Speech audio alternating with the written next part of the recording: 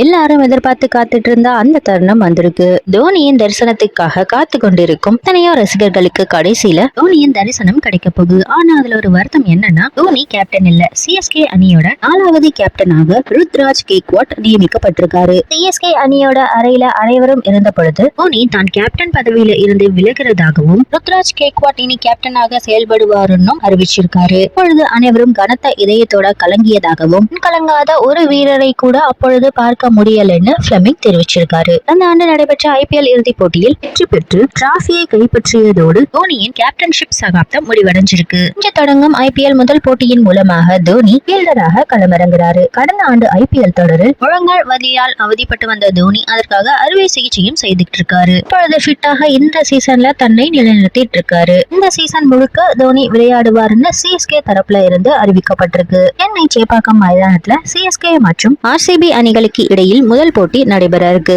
இந்த போட்டியை பார்க்கிறதுக்காக பல திரையுலக பிரபலங்கள், அரசியல் பிரபலங்கள் ஆகியோர் வருகை தந்திருந்தனர் என்பதும் போட்டி நடக்கும் போது நேரடி ஒளிபரப்பின் மூலமாக தொலைக்காட்சியில் பார்த்த ரசிகர்கள் ஆச்சரியம் அடைந்திருக்காங்க. அஜித்தின் மகன் ஆர்த்திக்கிற்கும் ஸ்போர்ட்ஸ் மேல அதிக ஆர்வம் இருக்கிற காரணத்தினால அம்மா ஷாலினி கால்பந்தாட்ட போட்டிகள் நடைபெறும் போட்டிகளுக்கும் கிரிக்கெட் போட்டி நடைபெறும் இடங்களுக்கும் அழைத்து வந்தார். இந்த வகையில அஜித்தின் மனைவி ஷாலினி மகன் ஆர்த்திக் மகள் அனுஷ்காவோட இந்த போட்டியை பார்க்கறதுக்கு மைதானத்துக்கு வந்திருக்காங்க. அஜித்தின் மகன் ஆத்விக்கும் சிஎஸ்கே அணியோட போட்டியை நேரில் கண்டு ரசித்தார். தலங்கிற ஹேஷ்டேக்கை ரசிகர்கள் ட்ரெண்ட் செய்து விருது போட்டோக்களை அதிகமாக ஷேர் செய்துட்டு வராங்க.